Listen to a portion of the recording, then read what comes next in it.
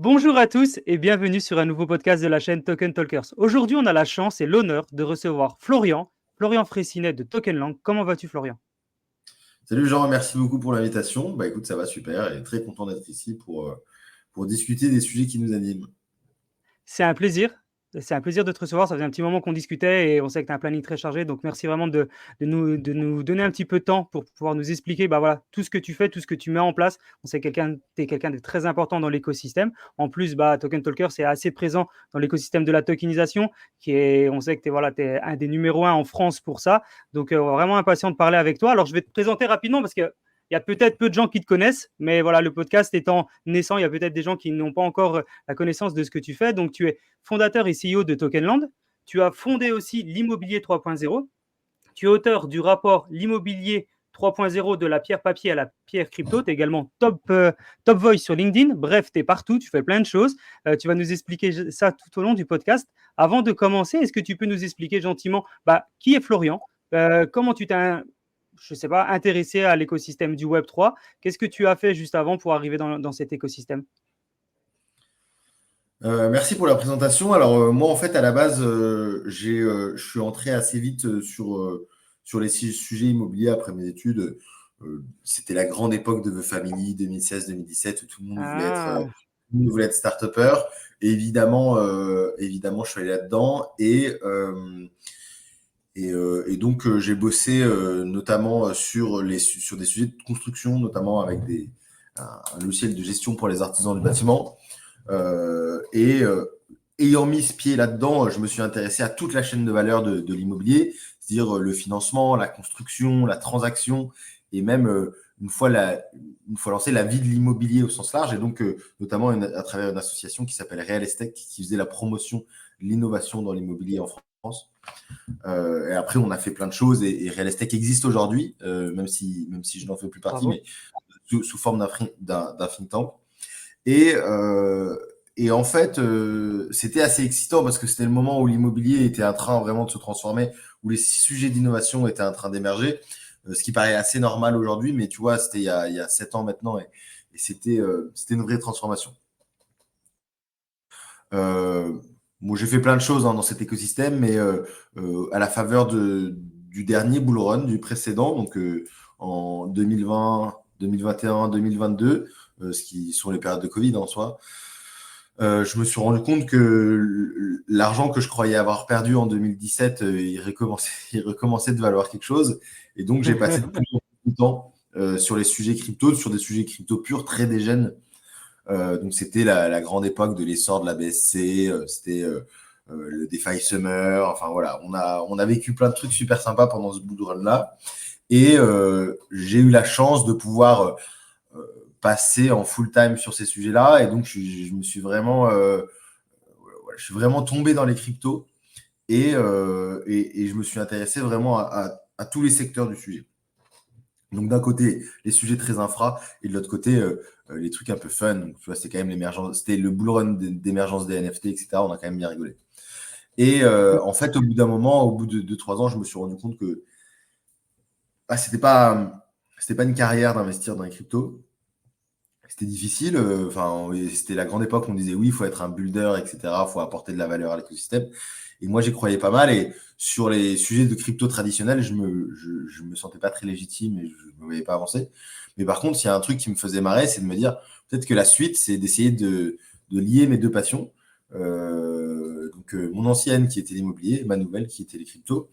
Et donc, j'ai écrit un rapport qui s'appelle Immobilier 3.0 de la pierre papier à la pierre crypto qui essayait de faire un peu un état des lieux, un état de l'art de ce qui se passe, ce qu'il est possible de faire avec la blockchain dans le secteur immobilier. Et c'est quelque chose que j'ai écrit un peu sans arrière-pensée pour essayer de faire avancer l'écosystème à mon niveau et peut-être faire rire Bravo. mes potes à Paris qui travaillaient dans l'immobilier et leur dire, bon, bah voilà, vous voyez, on peut faire des trucs. Et en fait, quand le rapport est sorti, il s'avère qu'il a été super bien accueilli. Il y a eu des milliers de téléchargements, hein, alors, ce à quoi je ne m'attendais pas du tout. Et Trop donc, bien. de manière assez opportuniste, je me suis dit deux choses. La première, c'est que je vais lancer une newsletter donc, qui s'appelle Tokenland pour ne pas rester ce gars qui a invité par des journalistes ou à la télé pour parler d'un sujet alors la dernière fois qu'il a écrit quelque chose, c'était il y a 10 ans. Je voulais rester quand même le gars qui connaît son sujet quoi qu'il arrive. Donc j'ai cette newsletter qui sort depuis 2 ans maintenant. Et en fait, également de manière assez opportuniste, il y a pas mal de groupes immobiliers français qui sont venus me voir et qui m'ont dit nous on regarde ces sujets de loin. On a besoin, on a besoin d'avoir quelqu'un pour venir en discuter avec nos équipes innovation en interne, pour expliquer ce que c'est la blockchain, notre COMEX, etc. Et donc, j'ai fait un petit peu de conseils sur ces sujets-là auprès de groupes immobiliers pendant quelques mois. Et assez rapidement, il y a certains acteurs, alors qui sont plutôt des petites et moyennes entreprises de l'immobilier, qui sont venus me voir aussi, mais pas pour du conseil, parce qu'eux, ils voulaient vraiment avancer, notamment sur un sujet alors on parlait de plein de choses dans le rapport, mais il y a un sujet qui a quand même pas mal explosé depuis, qui s'appelle la tokenisation immobilière. Et il y a des acteurs qui sont venus me voir pour me demander comment je fais pour avancer concrètement. Et c'est là où Tokenland a subi une petite transformation, où c'est passé d'une petite société de conseil opportuniste à une société de développement. Et donc maintenant, c'est devenu une société de développement de plateformes de tokenisation. Donc nous, on fait des plateformes sur mesure pour des startups, pour des promoteurs, pour des asset managers qui veulent tokeniser. Et donc, on a toujours un peu une partie conseil, etc. On a une partie innovation. On aime bien aussi mettre en relation certains acteurs entre eux, parce que quand on pense qu'il y a du sens, on développe des plateformes de tokenisation pour des acteurs traditionnels avec une volonté quand même assez farouche qui est de dire les gens qui sont bons en immobilier devraient continuer de faire de l'immobilier, ceux qui sont bons en blockchain devraient faire de la blockchain, et faut que les gens qui sont bons en blockchain arrêtent d'essayer de faire de l'immobilier, parce que chacun a son expertise et on devrait plutôt travailler ensemble plutôt que essayer de tout faire. Une boîte d'IMO, un asset manager qui essaie de développer une plateforme de tokenisation, souvent ça ne donnera pas grand-chose. Et une boîte de blockchain qui essaie de faire de l'IMO, souvent l'immobilier il est un peu naze derrière. Donc voilà un peu les convictions sur lesquelles on s'est bâti. Et aujourd'hui, là, on a pas mal évolué parce que il y a un essor de la tokenisation au sens large de tous les actifs. Donc aujourd'hui, Tokenland, on fait plus seulement de l'immobilier, on travaille avec plein d'autres acteurs, notamment des acteurs ESG, on travaille sur de la tokenisation d'equity, on travaille sur la tokenisation d'autres actifs, parce qu'il y a plein d'actifs qui sont tokenisables, de l'or, des chevaux, des forêts, des vaches, ce qu'on veut. Donc, on travaille avec plein d'autres actifs et on a lancé une filiale assez récemment. Moi, je fais le pitch complet, au moins ce sera fait, mais Allez, on a go. lancé une filiale assez récemment qui s'appelle Collect et qui a vocation à accompagner tous les collecteurs de l'épargne. Donc, c'est-à-dire tous ceux qui vont aller chercher des investisseurs dans des produits alternatifs. Donc, on accompagne pas mal de boîtes d'immobilier tokenisé, d'immobilier fractionné pour aller chercher des investisseurs. Parce qu'on s'est rendu compte que le sujet, il est quand même là. Nous, on avait accompagné pas mal d'acteurs qui se sont lancés et qui se sont rendus compte que le plus dur, c'était pas forcément le légal, c'était pas forcément le technique, c'était même pas forcément d'aller chercher le produit financier, c'était vraiment d'aller chercher des investisseurs pour investir dans ce produit. Donc voilà un peu ce qu'on fait maintenant assez largement. Ok, merci pour ça, c'est une présentation très complète. On a bien eu le temps de voir tout ce que tu fais. Ça fait combien de temps que tu as lancé du coup Tokenland? Ça fait quoi maintenant? 2 ans? 3 ans? Ouais, on doit être dans la 2e année là. Et puis, il y a eu vraiment tu vois, un peu comme je te disais, il y a eu 6 mois de battement où c'était moi tout seul. C'était pas Tokenland. Bah oui, C'était moi tout seul qui faisait du conseil. Mais oui, on a une équipe depuis bravo. 1 an et demi. 1 an et demi. Waouh, bravo. Bravo pour ce que tu fais. On sait que tu fais plein d'autres choses. On va aussi en parler tranquillement pendant le podcast. Là, tu as déjà donné beaucoup de valeur. À la base, on a bien compris quelle était ta vision. Maintenant, ta vision a transformé, c'est un peu le rôle d'une startup qui se lance, d'une société qui se lance. À la base, c'était du conseil. Maintenant, vraiment, tu accompagnes les sociétés. Donc, tu peux fournir une tech ou tu peux en tout cas permettre aux sociétés de devenir émetteurs de leurs propres tokens. À ce moment-là, c'est tous les styles de tokens. Comment ça se passe? Qu'est-ce que tu leur proposes quand ils viennent te conseiller? Enfin, te demander Alors, des nous, conseils.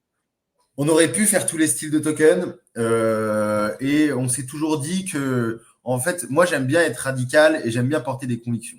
Et si tu veux, on aurait pu dire, nous on a un one-stop shop et vous venez et on fait comme vous voulez, etc. J'ai préféré avoir une approche différente, une approche de conviction. Et aujourd'hui, je ne sais pas si tu avais vu, mais l'année dernière, j'avais sorti un livre avec le cabinet, enfin un petit livre blanc avec le cabinet d'avocats DNA Partners, où on Mhm. mettait en avant les obligations. Parce qu'il y a beaucoup de boîtes de royalties qui se sont lancées. Ça, tu sais, ça a été le grand débat de l'écosystème. Est-ce que je dois faire de l'immobilier en royalties ou en fractionnement obligataire, etc.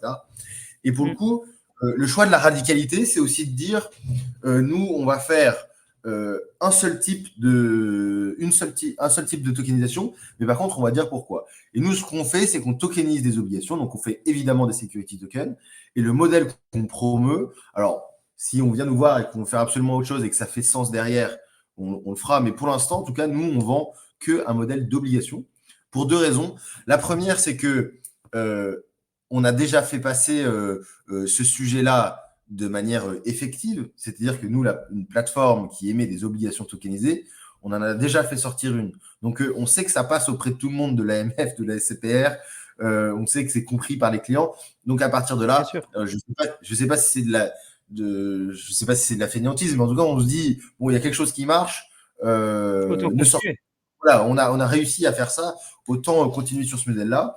Et l'autre raison, c'est un peu plus de réflexion, qui est de dire, moi aujourd'hui, je pense qu'il y a un paquet de modèles juridiques qui sont possibles, il y a un paquet de modèles juridiques que je qualifie parfois d'exotiques, bon, disons exotiques, mais en tout cas différents.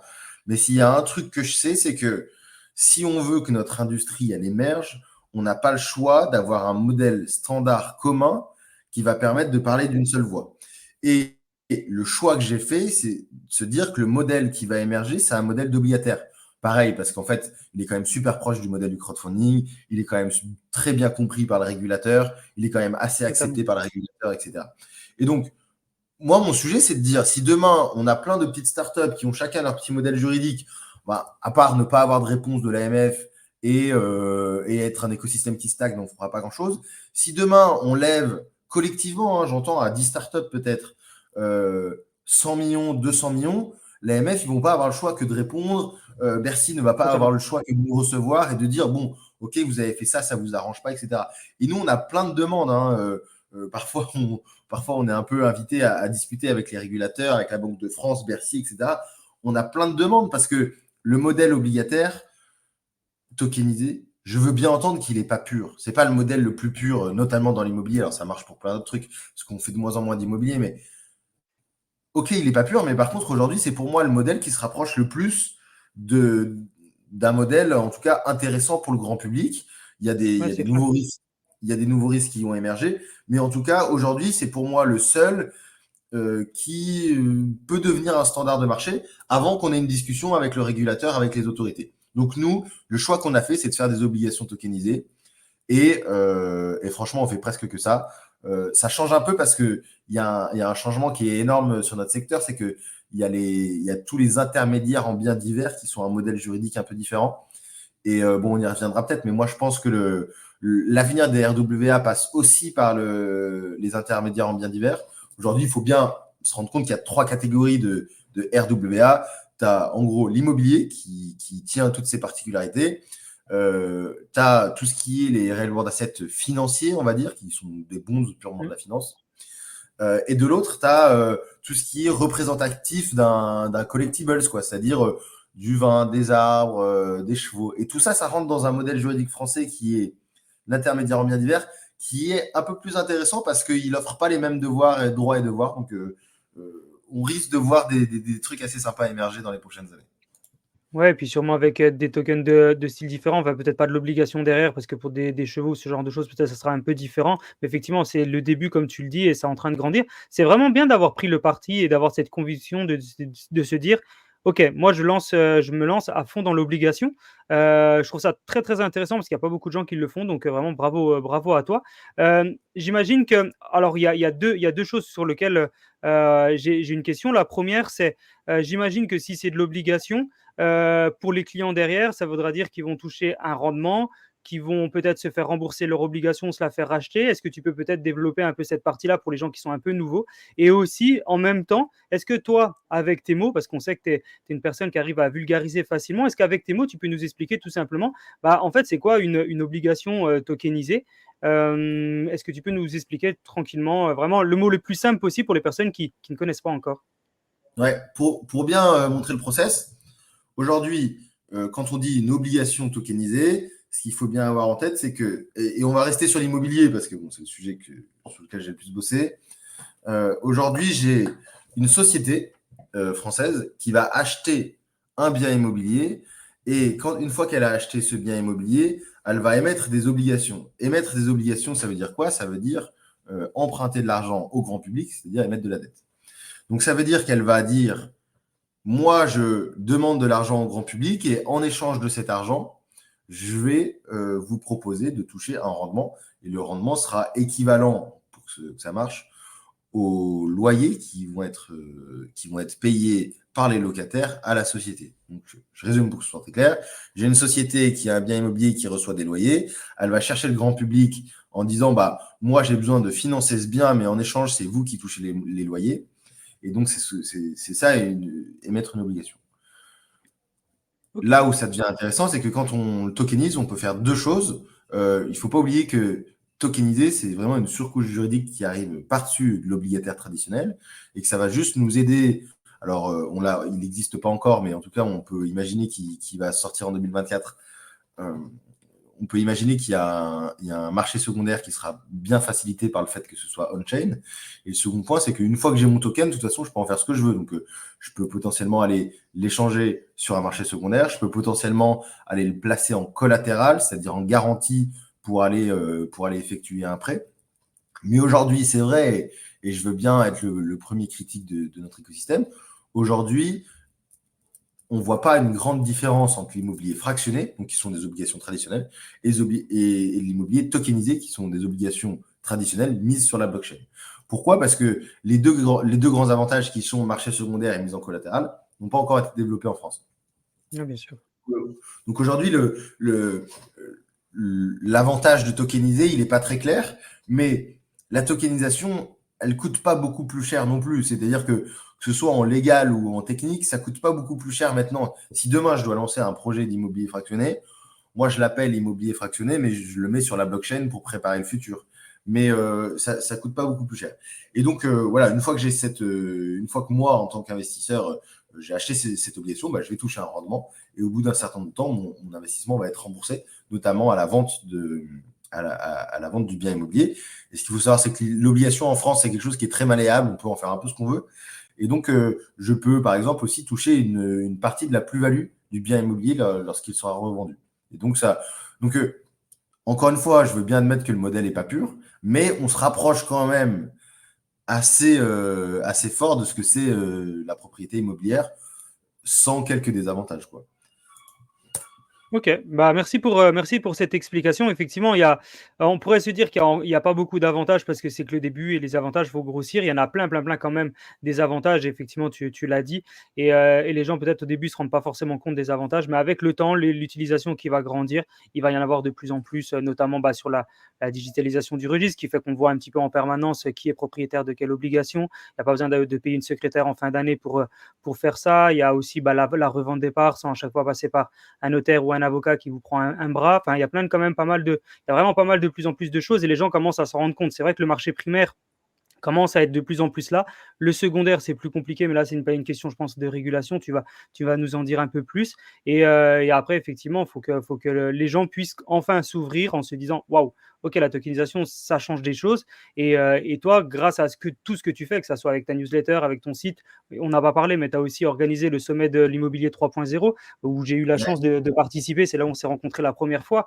Et donc, du coup, voilà, grâce à tout ce que tu fais, et bravo encore pour tout ce que tu fais, bah, tu permets en fait de vulgariser à tout le monde cet écosystème et de dire, écoutez les gars, il y a un truc qui est en train de se mettre en place, renseignez-vous parce que c'est important. Donc vraiment, bravo pour ça et je pense que ça va être de plus en plus ouvert. Quand il y a une société qui vient te contacter et qui te dit, Florian, j'ai besoin de tokeniser un actif, comment ça se passe? Tu leur expliques le processus. Bon, alors, il y en a qui connaissent rien, il y en a qui te suivent depuis un moment puis qui connaissent tout. Et puis après, quel est le process de la partie, hein, bien sûr, non confidentielle? Quel est le process et le temps que ça prend avant qu'ils puissent avoir leur plateforme pour vendre bah, leurs obligations?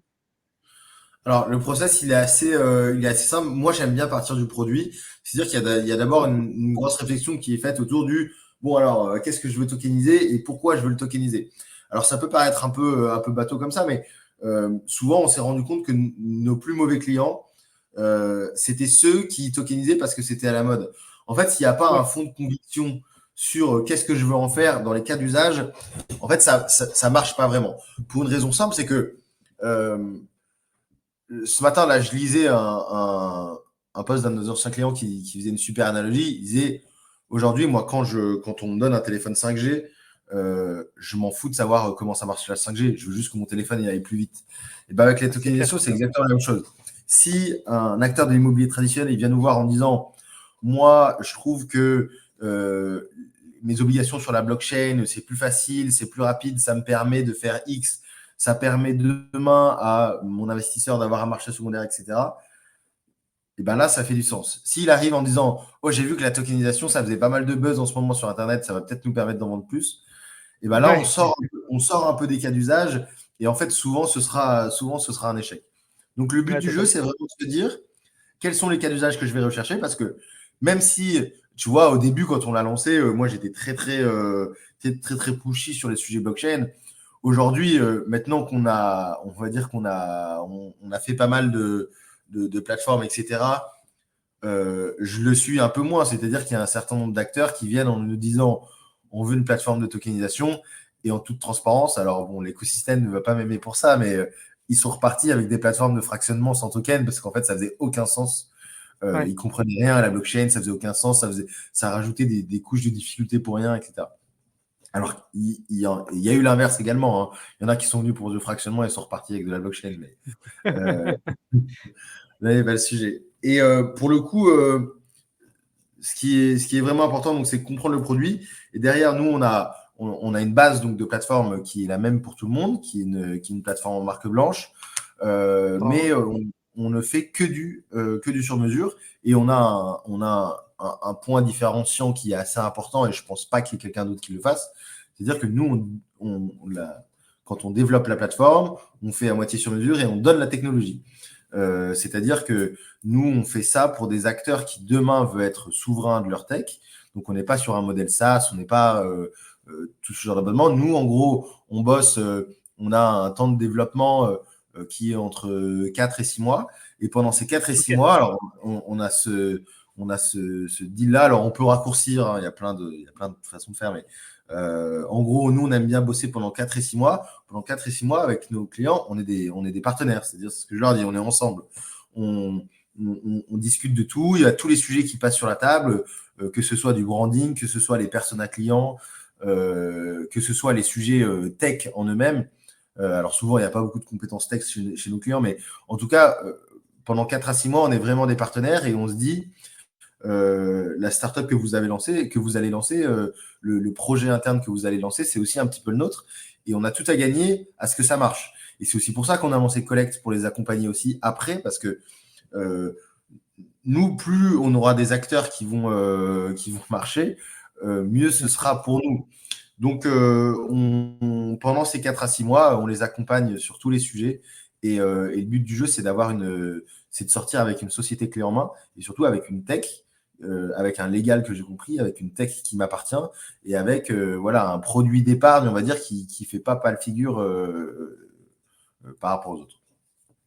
Ouais, génial, génial. C'est vrai que ça fait un gros, gros, gros travail. Des fois, on ne se rend pas compte, hein, de ce que c'est que de développer une tech et donc 4 à 6 mois, bah, c'est je pense le juste milieu, hein, pour développer et je pense qu'il y en a qui prennent vraiment beaucoup plus de temps.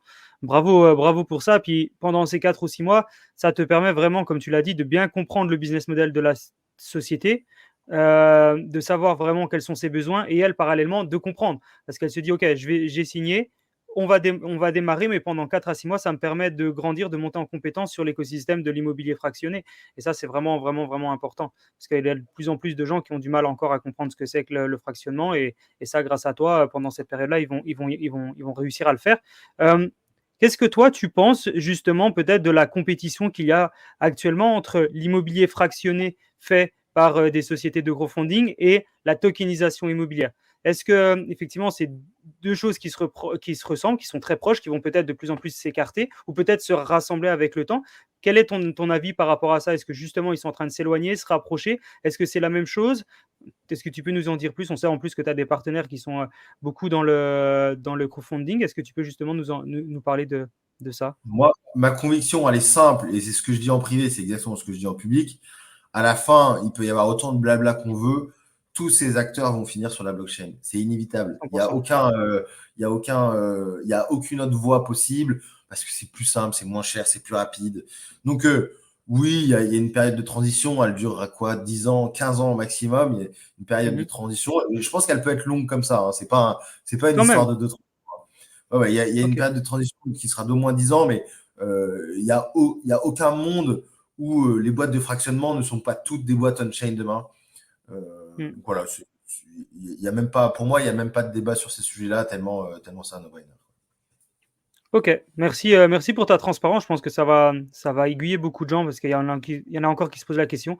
Mais c'est vrai qu'on entend de plus en plus d'acteurs du Web3 de dire que dans tous les cas, demain, tout se fera sur la blockchain et qu'il faut s'y mettre le plus Ouais. vite possible pour comprendre que peut-être tout de suite, on ne voit pas forcément tous les avantages parce que soit on ne la comprend pas assez, soit qu'il y a encore des choses qui sont en développement. C'est une technologie qui est nouvelle, mais qu'avec le temps, ça sera de plus en plus gros. On a parlé juste avant que tu organises bah, justement un événement donc l'immobilier 3.0, le sommet de l'immobilier 3.0, tu participes à des conférences, tu fais des interventions auprès de différents dirigeants dans le secteur de l'IMO. Est-ce que tu peux nous expliquer bah, comment tu arrives à avoir de l'impact comme ça en permanence sur les différents acteurs qu'il y a dans l'écosystème et comment justement ces conférences et ces sommets que tu organises permettent justement de pouvoir vulgariser encore plus cet écosystème qui est parfois peu compris. Bah, pour moi, c'est assez simple, tu vois, c'est que je suis quand même, et ça, c'est un peu un truc de feignant, mais je suis quand même beaucoup porté par mon écosystème. C'est-à-dire que non, mais la tokenisation immobilière est quand même assez à la mode. Il n'y a quand même pas beaucoup de contenu en français, donc c'est pas très compliqué quand même d'être identifié comme celui qui va apporter de la valeur sur ces sujets-là. Euh, Moi, franchement, j'ai ce truc-là, c'est que je suis passionné par cette transformation qu'on est en train de vivre, et j'essaie d'en être le plus possible un acteur. Et, et il se passe tellement de trucs aux US. Enfin, tu vois, là, hier soir, je faisais la liste des. Alors, on ne dira pas quel jour on est parce que sinon, les gens vont se dire que c'est assez chiant de faire ça le dimanche soir. Mais hier soir, je faisais la liste des levées qu'il y a eu en 2024. Tu as eu des levées de fonds, mais pour des cinquantaines de millions, etc., sur des sujets de tokenisation. En 2024, tu dois avoir une vingtaine de levées de fonds. Enfin, tu vois, c'est un écosystème qui est en train de vivre, qui est vraiment battant, enfin, on est au cœur d'une transformation. Alors évidemment, c'est moins sexy que la révolution de l'IA, mais c'est une transformation en tout cas qui m'intéresse. Et comment être impactant bah, je pense que l'écosystème, il est impactant pour moi. Tu vois, moi, je suis juste le porte-voix. J'essaye de proposer des techs et des services avec Tokenland qui sont dans l'air du temps. Et tu vois, je pense que ce sera un peu se mentir. Tu vois, tous les gens qui disent, nous on a adoré au début être. Tu sais, je sais pas si tu as regardé, mais on n'a pas d'équivalent aux US. C'est-à-dire qu'il n'y a pas d'équivalent de Tokenland, un créateur de contenu comme ça qui est vraiment spécialisé sur la tokenisation. Cool. Enfin, il n'y en a pas eu pendant longtemps, là, il commence d'y en avoir deux, trois. Et moi, ça me manquait beaucoup parce que je pense que c'est un bon. Enfin, c'est pas un bon signe quand t'as pas de concurrents ou quand t'as pas de gens qui font la même chose que toi. En général, c'est que tu vas quand même pas dans la bonne direction. Alors maintenant, il y en a plein qui sont en train d'arriver, mais il y a quand même ce truc-là de se dire. Ouais, je pense que la valeur, elle est apportée par les transformations de l'écosystème et c'est et aujourd'hui être au courant de tout ce qui se passe et essayer de le retranscrire de manière intelligible pour tout le monde, Ouais. c'est ça qui crée de la valeur. Et là où j'ai beaucoup de chance, c'est que moi je viens de l'immobilier, donc j'essaye de parler aux acteurs, on va dire de l'épargne traditionnelle avec des mots de l'épargne traditionnelle, parce qu'en fait c'est super facile de jargonner. Et moi j'étais le premier à avoir ce problème-là. Hein. C'est super facile de croire un peu trop en son propre produit jusqu'à un peu se Mmh. voiler la face. Et, ouais, je pense que le secret, c'est vraiment d'essayer d'être le plus simple possible et de se dire qu'en fait, tout le monde peut comprendre. Il n'y a pas besoin de rentrer dans des concepts très compliqués pour expliquer ce que c'est que la tokenisation. La tokenisation immobilière non plus. Souvent, moi, je suis face à des grands professionnels, tu vois, donc c'est des gens qui sont quand même assez câblés, qui comprennent bien leur métier. je vois pas de raison qu'ils comprennent pas le mien, tu vois. C'est un peu ce sujet. Si les gars, vous êtes intelligents, vous devez comprendre. En gros, c'est Ouais, ça. normalement, ça vient assez vite, ouais, normalement.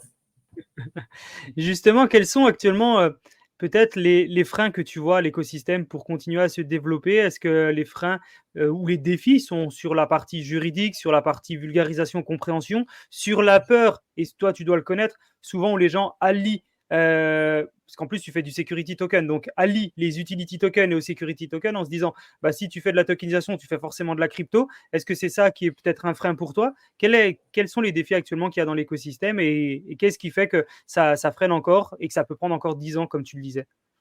Ouais, alors pour moi, tout n'est pas à mettre dans le même panier. Sur les sujets immobiliers, pour moi, les freins, ils sont énormes et il y a un frein, euh, on va dire, traditionnel, même qui est l'inertie du secteur immobilier.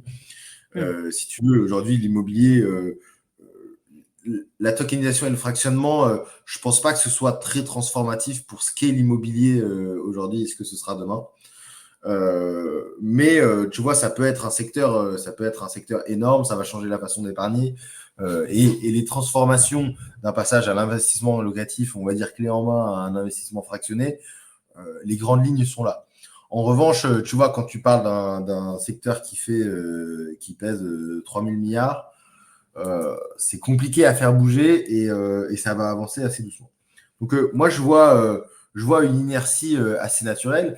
Et tu sais, il y a eu pendant longtemps. Alors, pour moi, la technique, tu vois, on est sur les sujets techniques d'infrastructure, on est passé un peu au-dessus. En revanche, il y a beaucoup de Mmh. sujets techniques d'UX où aujourd'hui, utiliser une DApp ou un protocole blockchain, c'est pas facile et il faut le faire comprendre. Et en plus, tu as un espèce de ce reluctant naturel de dire effectivement, je suis dans un écosystème crypto. C'est-à-dire qu'à la fin, security token ou utility token, tu dois télécharger un wallet. Et pour le coup, ça reste un bloquant qui peut être assez fort pour un certain nombre d'acteurs. Le second point qu'il faut bien avoir en tête, c'est que ces blocages-là, ils ne sont pas de partout. C'est-à-dire que tu vois bien qu'aujourd'hui, les real world assets, la tokenisation des actifs financiers, là, il n'y a pas de blocage. Hein. On a des millions qui sont levés, on a BlackRock qui se lance, on a la Société Générale qui en fait, on a BNP qui en fait. Il y a absolument tout le monde qui est en train de se lancer. Donc, sur ces sujets-là, je ne vois pas de bloquant, je vois une accélération immense jusqu'à que, moi, je te parie que dans moins de 3 mois, avant septembre 2024, il y a un gars à la télé à BFM qui va nous dire qu'il y a une bulle autour de la tokenisation. Pourquoi? Parce que le truc est en train d'exploser alors que ça a galéré pendant des mois, des années, etc. Et why not, hein, peut-être que ça en sera une. Bon, bref, là n'est pas le sujet. Mais en tout cas, euh, sur l'écosystème tokenisation au sens large, je ne vois pas de blocage parce que c'est le moment, on est au plein cœur de l'explosion du sujet. Sur le sujet immobilier, je vois des blocages. En général, je vois des blocages UX assez importants. Je voyais un blocage sur l'argent. Tu vois, il y a besoin de beaucoup d'argent pour développer un écosystème. Et là, il n'y en avait pas beaucoup. C'est en train de changer. Et le dernier point, c'est le point de régulation. Tu vois, comme je le disais, le modèle d'obligation, notamment d'obligation sur des biens immobiliers, c'est un modèle que je trouve pas pur. Et on n'en a pas encore parlé, alors je vais mettre le pied dedans, mais et le DLT programme qui est en train de se lancer, on peut en dire plein de choses sur le DLT programme, mais c'est un DLT qui n'est pas fait pour l'immobilier, donc tu vois, il va transformer les money markets, mais il va transformer les equity markets, il ne transformera pas le secteur de l'immobilier tokenisé, enfin a priori, ou alors, tu vois, par ricochet. Et le second point, c'est que ce DLT programme, il n'a pas été pensé pour l'innovation, tu vois, il a été pensé pour garder un tiers de confiance qui serait des grandes banques. Et aujourd'hui, alors je crois qu'on est, donc c'est un programme qui a été lancé il y a un an. Donc tu vois, Mmh. pour ouvrir des agréments. Oui, je vais peut-être refaire un coup sur le DLT, mais le DLT programme, c'est un programme européen qui a été, qui permet d'ouvrir des agréments temporaires pendant 3 ans pour permettre de faire on va dire, pour tokeniser des titres financiers en Europe et les échanger, pour faire très simple. Et en gros, ce programme-là, donc tu vois, comme je le disais, il est ouvert pour 3 ans. Donc ça veut dire, si ça ne marche pas, au bout de 3 ans, tous les acteurs qui ont dépensé, je ne sais pas, 100, 200, 300, 400 000 euros pour avoir ces agréments temporaires, ils font quoi? Bah, ils abandonnent. C'est aussi pour ça que nous, on a choisi de rentrer dans un cadre réglementaire déjà existant. Parce qu'on se dit, Ça, nous, au c'est moins, très bien. on pourra pas nous dire, bon, bah, la fête est finie maintenant. C'est des investissements qui sont très importants, hein. C'est des investissements, on va dire, un ticket intellectuel pour les entreprises autant qu'un ticket financier qui sont très forts. Et donc, aujourd'hui, je crois qu'il n'y a eu que 4 applications, donc il n'y a eu que 4 personnes qui ont dit nous, on veut faire partie de ce DLT programme et qui ont monté le dossier. Je crois qu'il y en a 8 en attente. Enfin, c'est quand même pas grand-chose.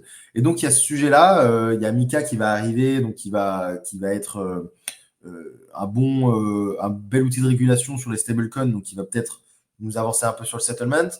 Il y a le DLT qui va commencer d'avoir ses premiers acteurs qui ont les agréments. Donc, on a aussi ce sujet-là de dire la régulation va aller dans notre sens, enfin, va nous permettre de faire des tests. Donc, en gros, tu vois, pour reprendre le point de manière assez structurée, tu as 3 points qui sont intéressants. Le premier, c'est que tu as un gros afflux d'argent qui vont vers les startups. Le second, c'est que tu as une régulation qui va se préciser. Et le troisième, c'est que tu as un certain nombre de grands groupes, notamment portés par BlackRock, qui ont expérimenté sur les 3-4 dernières années et qui maintenant font plus de l'expérimentation. C'est-à-dire que le money market fund de BlackRock, c'est pas une expérimentation. Tu vois, je crois Ils investissent. Voilà. Et surtout, ils créent des projets concrets. Et donc, je pense que tu vois, tu as cet alignement des 3 sujets, argent, régulation, corporate, qui fait que la tokenisation au sens large, ça va exploser. On voit aussi largement que tous les invests alternatifs, donc equity, ESR, le crowd equity en général, investissement dans les chevaux, les plantes, les vaches, tout ce que tu veux, le vin, le whisky, tout ça, il y a une vague de fonds qui est en train d'arriver. Mais de l'autre, voilà, sur certains sujets, ça risque d'avancer un peu plus doucement. Par exemple, l'immobilier, parce qu'il y a un certain nombre de difficultés supplémentaires. Mais tu vois, la grosse vague, elle est là, elle est en train d'arriver et il n'y a pas grand-chose qui peut l'arrêter, quoi, a priori. Trop bien. Merci pour tes explications super complètes, aussi bien sur la partie, régulation, les défis qu'il y a actuellement et ce qui est en train de se développer et je pense que c'est pareil, c'est très, très clair pour tout le monde. Tu disais juste avant qu'il y a différents secteurs qui sont en train de se révolutionner. Toi, tu es assez spécialisé sur l'immobilier, mais qu'il y a de plus en plus de gens qui te contactent pour d'autres secteurs d'activité. Quels secteurs d'activité tu vois actuellement qui sont en train de se développer, qui sont en train de grandir, qui font sens pour le secteur de la tokenisation? Donc tu parlais des plantes, des vaches, des chevaux, tu prends plein d'exemples, mais est-ce qu'il y a vraiment un secteur d'activité où lequel tu vois vraiment que tu as de plus en plus de demandes ou que tu vois que c'est en train de grandir gentiment et c'est en train de prendre de la place quasiment autant que l'immobilier? Bah, il y a un marché énorme qui arrive, c'est tout celui du crowd equity, donc ça existait avant la tokenisation, hein, et ça existera pendant longtemps. Donc le crowd equity, c'est le fait d'investir dans des sociétés et de prendre des parts dans les sociétés. Donc c'est un peu du venture capital participatif. Pourquoi? Parce qu'il y a des acteurs qui sont en train d'émerger très forts et notamment en France, ça a été beaucoup mis en avant par la société Blast. Donc, Ouais, Anthony Bourbon. d'Anthony Bourbon, pardon, voilà, j'avais plus le nom. Donc ça a beaucoup démocratisé le sujet, mais tu vois, ces investissements-là en crowd equity, ils existaient déjà avant sur un certain nombre de plateformes. Tu sais, c'est aussi ça la base du crowdfunding, hein, enfin, ça fait partie des bases du crowdfunding, d'aller investir dans les sociétés. Alors, il y en a pour qui c'était en equity et d'autres en obligation, mais il y a ce sujet d'investissement dans les sociétés. Je parlais du DLT programme juste avant. C'est des agréments qui sont designés pour faire un marché des capitaux, un marché des parts d'entreprise.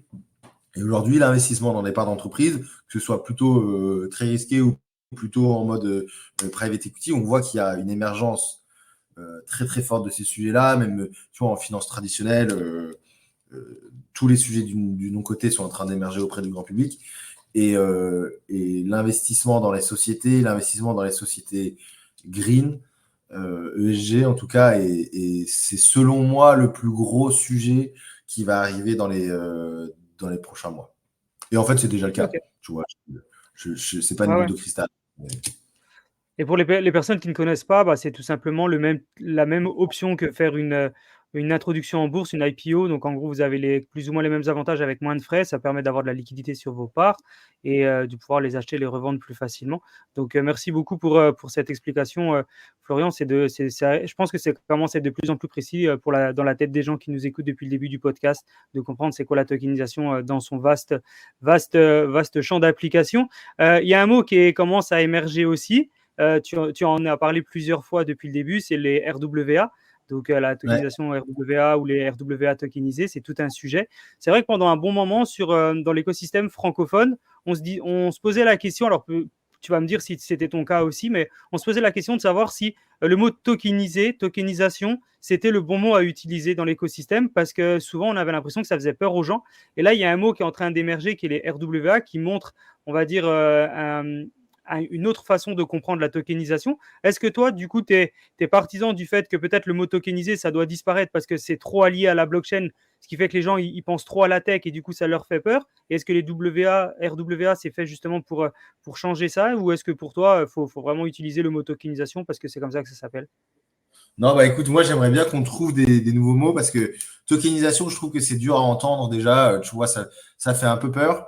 Mais bon, Ouais, on est c'était un moindre mal. Tandis que RWA, c'est vraiment l'horreur, quoi. Ça veut rien dire. C'est-à-dire que Real World Asset, ça veut dire que, tu vois, les cryptos, c'est pas du Real World. Ça veut dire que. Enfin, je trouve que c'est vraiment. C'est une mismatch. En plus, Real World Asset, ça veut. Enfin, RWA, ça veut déjà dire Risk Weighted Asset dans finance traditionnelle. C'est Tu vois, vrai. il y a déjà un sujet. Et Real World Asset, je trouve que ça veut rien dire. Ça veut dire, à la rigueur, ça serait Real World Asset sur la blockchain. Pourquoi pas, tu vois, mais en plus, aujourd'hui, le gros de la tokenisation, c'est de la dette, donc c'est des produits financiers. Est-ce qu'un produit financier, la meilleure définition qu'on puisse en donner, c'est Real World Asset? Je ne suis pas sûr. Enfin, moi, je trouve que c'est horrible qu'on ait choisi collectivement ce mot-là. Après, tu vois, c'est pas moi qui vais le changer, donc c'est compliqué. Mais je trouve que ça définit pas du tout ce qu'on fait, ça définit pas du tout comment on le fait. Donc aujourd'hui, moi, je préfère parler de tokenisation, mais les real world assets, la tokenisation, tout ça, c'est la même chose. Mais à la fin, je pense on finira sur des termes un peu plus simples quand on voudra toucher le grand public parce qu'on ne Ouais. touchera jamais le grand public en parlant de RWA. Et donc, je pense qu'on parlera de représentation digitale ou de digital real estate. Et je pense que mettre ça sous un mot bateau beaucoup plus large comme digital, ça fait plus de sens plutôt que d'essayer de trouver un espèce d'ersatz comme Real World Asset qui ne veut pas dire grand-chose. Mais bon, Mm. si vous avez Ça va des venir. idées, n'hésitez pas à me les envoyer. On essaiera tous ensemble de changer tout ça, hein. Mais Allez, ouais, go. digital collectible, digital real estate. Digital, je pense que ça marche bien. Et surtout, moi, ça a nourri ma conviction que de toute façon, tout va finir sur la blockchain. Tout ça. Donc voilà, disons que c'est digital. Mais voilà, je fais un appel à idées, hein. Si vous avez des idées, envoyez-nous et on essaiera de pousser des nouveaux mots. Exactement. Écrivez tout ça en commentaire si vous avez des mots à nous proposer. C'est vrai que nous, on utilise de plus en plus, ou j'entends de plus en plus le mot de la digitalisation d'actifs, la digitalisation des registres des mouvements de titres, la digitalisation des parts. Est-ce que peut-être le mot de la digitalisation, c'est peut-être ça qui va arriver? Ça prend du temps, effectivement, c'est jamais super facile, mais voilà, le temps que le mot se mette en place, ça va prendre un petit peu de temps et ça va se faire. Est-ce qu'on peut revenir rapidement sur le rapport que tu as fait, donc l'immobilier 3.0 de la pierre papier à la pierre crypto. Est-ce que tu peux nous expliquer deux choses? Qu'est-ce qu'on trouve dedans? Qu'est-ce qu'on peut apprendre grâce à ce rapport? Et dernière chose, où est-ce qu'on peut le trouver pour les personnes qui veulent le recevoir? Alors, pour le trouver, c'est assez simple. Je crois il est sur mon LinkedIn en vrai page, mais je te donnerai le lien On le et tu mettra en pourras description, dans tous les cas. ouais, tu peux l'ajouter avec plaisir. Et en gros, le rapport IMO 3.0, il avait une ambition, c'est vraiment d'aller voir l'état de l'art un peu large sur tout ce qu'on pouvait faire sur l'immobilier et de la blockchain. Alors, D'accord. on a déjà beaucoup parlé de tokenisation aujourd'hui. Donc, évidemment, j'en parlais déjà, mais c'était la tokenisation immobilière, c'était un des 4 sujets que j'avais envie de traiter. Et parce qu'en fait, il y a plein d'autres choses à faire. Donc déjà, ce qui m'a intéressé, c'est la tokenisation et ce qui va juste derrière la tokenisation, c'est-à-dire de créer des véhicules d'investissement immobilier nouvelle génération et de se dire, en fait, aujourd'hui, tu peux créer des CPI. En fait, je voulais tirer le sujet au maximum. Donc, comment est-ce qu'en gros, je peux créer une SCPI sur la blockchain? C'est-à-dire Ouais. que si je tire assez les lignes, demain, je vais avoir, on va dire, des milliers, des millions de biens qui sont représentés sur la blockchain. Alors, à ce moment-là, je vais pouvoir faire ma propre appréciation, créer mon propre portefeuille et je vais pouvoir faire des CPI nouvelle génération. C'est-à-dire que moi, je vais aller acheter plein d'immobiliers tokenisés qui seront mon appétence au risque, qui vont me donner un certain rendement, etc. Et je vais pouvoir proposer à des amis, à des gens qui m'entourent, de venir investir avec moi selon ma stratégie sur l'immobilier traditionnel, sur l'immobilier tokenisé. Et en fait, l'idée que je voulais faire émerger, c'est que la blockchain, et notamment, je ne sais pas si tu te rappelles, mais en 2021-2022, c'était quand même l'époque où on commençait de se dire que les DAO, ça allait être le futur. On va pouvoir avoir des Decentralized Autonomous Organizations qui vont faire de l'investissement sur des sujets immobiliers. Et ce que je veux dire, en fait, c'est que tout simplement, cette nouvelle sous-tension économique, et la blockchain, elle permet à un groupe d'individus de s'organiser financièrement de manière autonome. Elle permet d'avoir une gouvernance et avec une sous-tension financière. Et c'est là où ça va devenir intéressant, c'est que assez rapidement, et on le voit déjà parce que il y en a déjà eu plein, mais on va avoir des nouveaux véhicules d'investissement décentralisés. Et je pense que ça, dans l'immobilier, ça peut être super intéressant, même si ça prendra un peu de temps. Le troisième point qui me paraissait important, c'était celui de la transac. Notamment, je me posais la question, pourquoi est-ce que tu achèterais ta maison en Bitcoin tout simplement, est-ce que ça fait sens? Est-ce que c'est plus intéressant? Alors, oui, ça fait sens d'un point de vue technique et juridique sur certaines transactions internationales. En revanche, tu vois, on se rend compte que ça ne sert pas à grand-chose quand tu vas acheter ton bien, quand tu es français, que tu vas acheter ton bien en France. Aujourd'hui, c'est plus difficile qu'autre chose que d'acheter en Bitcoin. Donc, il n'y a pas de gros avantage, si ce n'est la conviction, ce qui n'est pas rien, tu vois. Déjà, avoir la conviction qu'on veut faire avancer l'écosystème en achetant en Bitcoin, c'est déjà pas mal, mais tu sais, ça apporte plein de difficultés, notamment des difficultés juridiques, des difficultés de custodie, etc. Donc, c'est un sujet qui est assez intéressant et qui n'a pas beaucoup évolué, en fait, depuis 2022. Donc, pour le coup, le rapport est assez à jour encore sur ces sujets-là. Et enfin, le dernier point qui m'avait beaucoup intéressé parce que c'était la grande révolution de 2021, c'était le sujet des NFT. Sujet des NFT, qui est encore très prégnant là, dans ce nouveau Blue Run, même si c'est un peu différent, mais le sujet des NFT, avec toute sa dimension sociale, sa dimension, tu vois, les cryptos, c'est quelque chose qui est très financier quand même. Alors qu'il y a un truc très populaire de l'autre côté sur le sujet NFT qui peut être compris par tout le monde, qui peut être manipulé par tout le monde. Et moi, j'ai adoré ça. Et pour le coup, les NFT, on peut l'imaginer être utilisé plus seulement dans l'investissement à ces sujets-là, mais vraiment dans la gestion de l'immobilier. Avoir, je sais pas, un NFT qui représente ta chambre dans un hôtel, qui représente ta part dans un espace de coworking. Enfin, les NFT dans la gestion, ils peuvent être assez intéressants. Ils te permettent de mettre en place des marchés secondaires sur plein de sujets qui n'en avaient pas avant. Et donc, la place du NFT, tu vois, ça permet aussi de créer des communautés. Il y a pas mal de communautés alternatives qui se sont montées aux US qui partaient d'un NFT et derrière, ils essaient de construire des villes décentralisées. Je ne sais pas si tu vois, ça vient du Network State de Balaji, qui est une théorie selon laquelle en fait, les communautés en ligne sont un peu les pays de demain. Et donc, tu as un certain nombre d'aspects beaucoup plus sociaux et communautaires qui sont super intéressants avec les NFT qui existaient moins avec les cryptos. Okay. Et après, pour faire simplement, je donne plein d'idées. Alors, bon, je ne sais pas si elles sont encore toutes d'actualité, mais en tout cas, voilà, après, je donne plein d'idées de boîtes pour ceux qui voudraient se lancer sur ces sujets-là. Je donne plein d'idées de réflexion sur qu'est-ce qu'on peut faire quoi, dans la blockchain et l'écosystème. Voilà, exactement. Ok. Et donc, du coup, demain, je suis une boîte, je veux émettre mes propres cryptos, je suis dans l'immobilier, je veux émettre mes propres tokens. Quel est le meilleur moyen pour te contacter ou contacter Tokenland pour justement avoir des renseignements, savoir comment peut se passer la suite? Vous pouvez m'écrire soit sur LinkedIn, soit à florian@tokenland.eu. Ok.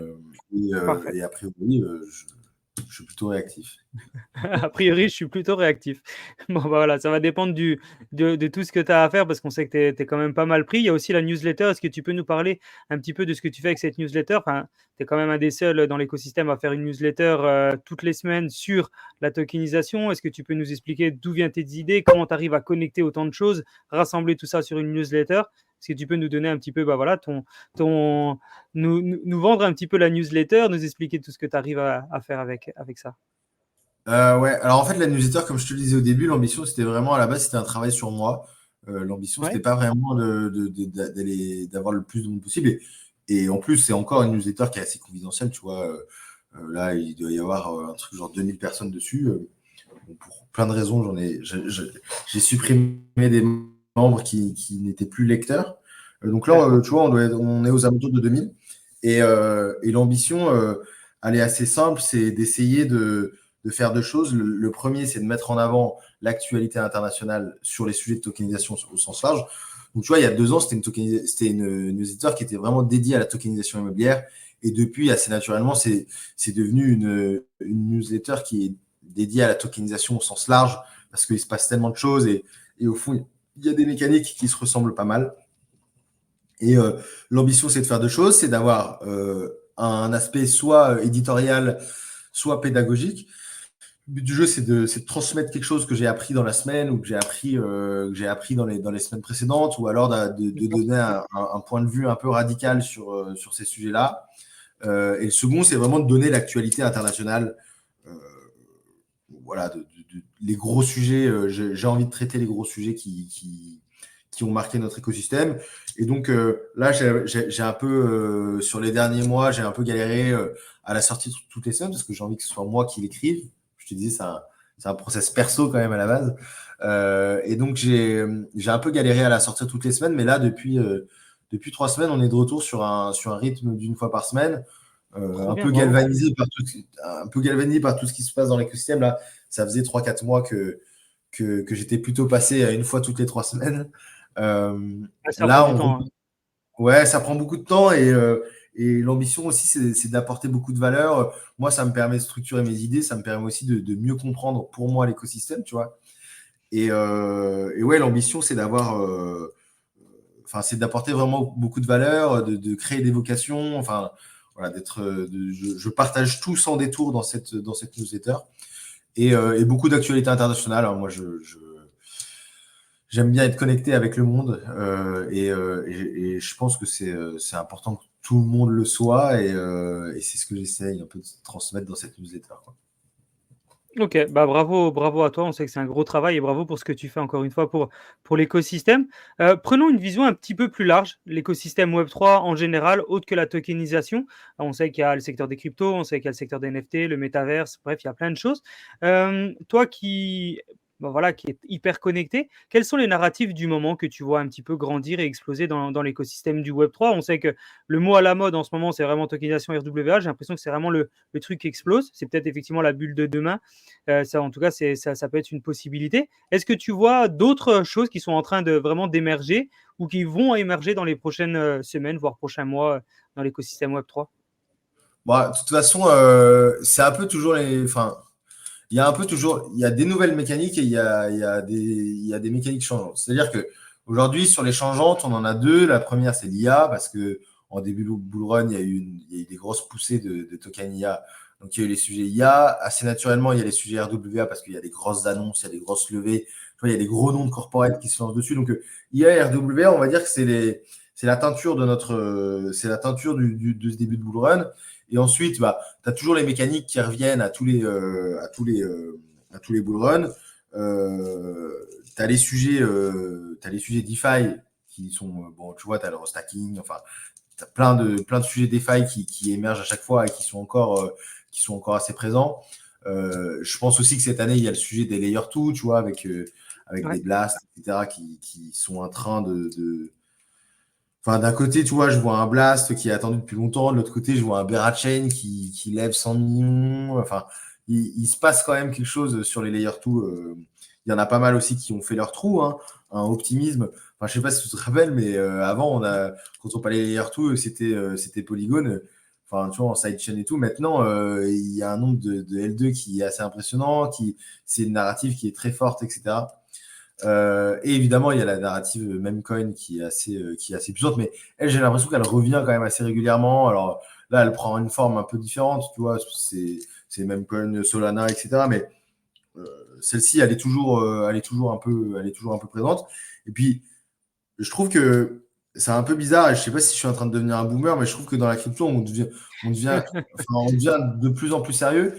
C'est-à-dire qu'il y a IA, RWA, et puis moi, le gros sujet que je vois, c'est les sujets de stablecoin. Donc, il y a beaucoup Oui. de gros enjeux autour des stablecoins, des sujets de régulation, des sujets d'émission. Et, euh, et ouais, j'ai l'impression que ce cycle-là, c'est le cycle où il y a deux blockchains qui vont se séparer. Tu as une première blockchain qui est la blockchain comme nous on l'a connue, qui est fun, avec beaucoup d'innovation, avec des meme coins, beaucoup d'applicatifs, etc. Et puis, tu as t'as la blockchain chiante, la blockchain KYC Corporate, qui est en train d'émerger. Je pense qu'elle est en train d'émerger à ce cycle-là, qui va avoir beaucoup d'acteurs de la TradFi arriver, qui va être beaucoup plus régulé, etc. Enfin, qui va être en tout cas investi par des acteurs qui ont envie d'être régulés. Et dans ce cas, ouais, on y est arrivé. Enfin, je pense que c'est à ce cycle-là que ça arrive, quoi. Ok, merci pour ce partage. Euh, on va passer sur une question qui est un peu plus sur toi, sur l'entrepreneur que tu es. On voit que tu fais beaucoup de choses, tu es un petit peu partout. Ça ne doit pas être facile tous les jours. On pose souvent la question aux entrepreneurs qui arrivent sur le podcast, comment ils arrivent à allier et à trouver l'équilibre entre la vie perso, la vie pro. C'est vraiment difficile parfois. Et pour les jeunes qui se lancent, parfois, ils aimeraient bien avoir des conseils. Quels conseils tu donnerais justement aux jeunes qui veulent se lancer dans l'écosystème? Est-ce que c'est un bon écosystème et quel équilibre quel équilibre ils doivent trouver pardon, avec le temps? Bon, il y a plein de façons de répondre à ça, mais déjà, si vous voulez être entrepreneur et que vous pensez qu'il y a une différence entre vie pro et vie perso, il faut arrêter tout de suite et aller chercher un CDI. Euh, Moi, enfin, voilà, je travaille en famille, je travaille avec mes amis, et j'aime ce que je fais. Et en plus, c'est certainement la pire industrie pour ça, parce que quand on travaille dans le monde des cryptos et de la blockchain, il y a un truc de conviction assez puissant, il y a un truc il y a une foi en l'écosystème qui est censé te porter, ou alors je ne vois pas où tu vas aller. Et du coup, enfin, je sais pas, mais tu vois bien dans les gens qui bossent dans la crypto en général, à la base, c'est juste des investisseurs qui ont passé des nuits, qui étaient là tout le temps. C'est un écosystème qui est très, très prenant. Et du coup, si vous n'êtes pas passionné, ça va être très difficile de se lancer dans les cryptos, sur les sujets crypto, blockchain au sens large.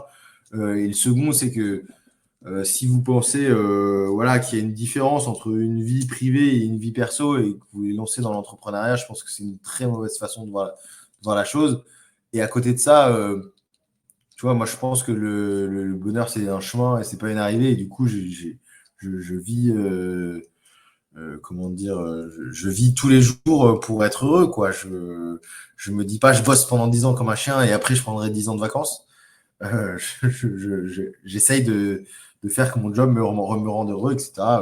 On regarde, j'habite au soleil, donc Bravo. c'est, c'est un truc, c'est un choix de vie, mais en tout cas, ouais, je dirais, enfin, au bout d'un moment, les gars, il faut avoir le courage de ses convictions.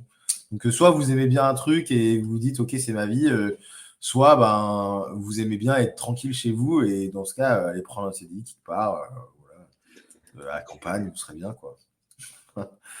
Bon, bah, parfait. Faut, Parfait. voilà, posez-vous une question. C'est un peu ça le Voilà, message du CDI. exactement, tout simplement. Tout simplement. Florian, on arrive gentiment à la fin du podcast. On sait que tu as pas mal de choses derrière qui arrivent, donc on doit te laisser tranquille. À la fin du podcast, on laisse toujours le mot de la fin à notre invité. Donc, ça peut être une anecdote, ça peut être un mantra, ça peut être un sujet sur lequel tu as dit des choses et que tu voudrais rajouter plus de compléments, peut-être un sujet que tu voudrais nous dire et qu'on n'a pas eu le temps de parler, nous teaser peut-être sur quelque chose qui va arriver, une future sortie. Bref, ta carte blanche, ça peut durer 30 secondes comme ça peut durer 10 minutes. On te laisse le mot de la fin. Non, ce que j'aimerais dire pour terminer, c'est vraiment à tous ceux qui nous écoutent, qui comprennent ces sujets-là, qui ont vu la tokenisation arriver, etc. C'est vraiment important que vous en parliez aux gens à qui ça va être transformateur. Je vais donner un exemple simple. Si vous avez un ami banquier qui a aucune idée de ce que c'est la tokenisation, les RWA, vous vous rendez pas compte comme il vous sera reconnaissant sur le long terme que vous lui en ayez parlé, que vous lui ayez dit de s'y intéresser. Il y en a un sur 20. Si vous avez 20 amis banquiers et vous en parlez à 20, il y en a un qui va aller dedans. Mais par contre, il y a des carrières à prendre, il y a des écosystèmes. C'est une transformation vraiment très profonde de notre économie, des squelettes chez les banques, chez les grands corporates, des squelettes de notre économie. C'est une transformation qui est vraiment très profonde. Nous, on l'a vu avec un certain nombre de clients qui ont amené, par exemple, certains de leurs investisseurs ou certains de leurs clients à eux à découvrir ces mondes-là, à innover. Et on voit qu'il y a une reconnaissance qui est assez forte. Donc, moi, j'invite vraiment tout le monde, tous ces gens qui comprennent notre écosystème, à ne pas hésiter à s'en faire les porte-parole, même si c'est des sujets que vous connaissez mal. Allez dire à ces gens-là, va t'intéresser à ça, tu vas voir, il y a un truc qui est en train de se passer parce que c'est réel, il y a un truc énorme qui est en train de se passer. Et pour le coup, moi, je vois beaucoup de reconnaissance chez les gens qu'on emmène dans ce monde-là. Je vois vraiment des belles histoires. Et donc, je pense que c'est la chose la mieux qu'on puisse faire. Partager votre connaissance, ça va pas vous l'enlever. C'est-à-dire que vous ne serez pas moins intelligent parce que vous avez donné de l'intelligence à quelqu'un. Et ça, je trouve que c'est super puissant. Donc, moi, c'est un peu mon mot de la fin. Voilà, n'hésitez pas à en parler autour de vous sans être trop forcément pushy ou quoi, mais juste dire, il y a un truc qui se passe, tu devrais regarder. Moi, je l'ai beaucoup vu. Autour de moi, je vois que ça marche beaucoup. Et je vous jure que vos amis banquiers, financiers ou même un peu loin vous Vous seront remercieront reconnaissants. Voilà, et vous exactement. remercieront. OK, bah, merci vraiment pour ce mot de la fin, Florian. Merci vraiment pour le temps que tu nous as accordé et toute la valeur que tu as apportée pendant ce podcast. Pour toutes les personnes qui veulent avoir plus d'informations sur ce que fait Florian, il y aura tous les liens dans la description. On en a déjà donné plein. Voilà, il y a tous les liens dans la description. Prenez le temps d'aller regarder, se connecter, allez vous abonner à la newsletter. Suivez tout ce qu'il fait en permanence, que ça soit, il est très présent aussi sur LinkedIn. Donc, regardez partout. Merci Florian, merci pour ton temps. À très Merci vite beaucoup, Jean. et force à toi. Salut, Jean, merci.